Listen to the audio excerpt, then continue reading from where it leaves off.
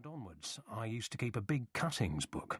I cut out pictures of any aeroplane I could find and stuck them in there. Jeff Wellham was another early convert for whom pilots were heroes. As a boy, I lived near Northfield Airfield, and my dad used to take me over to look at the aeroplanes. In those days, it was a fighter airfield, and they were gaily painted in squadron colours, reds, whites, blues, huge roundels on them, knights of old, as it were. And the mere sight of them, and the pilots climbing into them, they were my heroes, and I wanted to fly from that day on. One prominent showcase for the technological developments in aviation was the Schneider Trophy. Launched in 1911, it became a regular race, with rival nations competing to win the prize. Supermarine, the company that would later develop the Spitfire, won for a third successive time in 1931, thereby securing the trophy for Britain permanently. Nigel Rose, another future pilot, was captivated by the Schneider Trophy. The races were pushing the boundaries of aviation into the future. I mean, these planes were flying at speeds which hadn't been thought of before. I think practically every young person who had read Biggles will understand that this was romantic stuff altogether. Looking at planes was one thing, but it would be the experience of flying in them that would really capture these boys' imaginations. Bob Doe explains. There's a feel to flying which is unique. You're in control of a large lump of machinery which is doing what you want it to do. And you can do things that no one else on Earth can do, unless they're flying an aeroplane. And to be able to sit up above a place and look down at it and see what's happening below, it's all a lovely mystery. I just love it. In the early 1930s, some boys were fortunate enough to get the opportunity to actually fly in an aeroplane. Alan Cobham was a member of the Royal Flying Corps during the First World War. In the 1920s, he was to become one of the most celebrated pilots of the decade, flying from London to Cape Town and from London to Melbourne and back, landing his seaplane on the Thames next to the Houses of Parliament.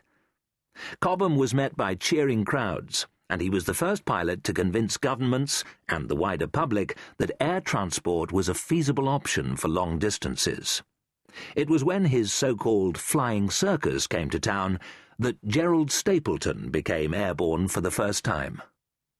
Alan Cobham's air circus came to our school and landed on the football pitch. I went up for a 5-shilling trip. It was extraordinary, absolutely extraordinary. You never had any idea what the Earth looked like from way above it.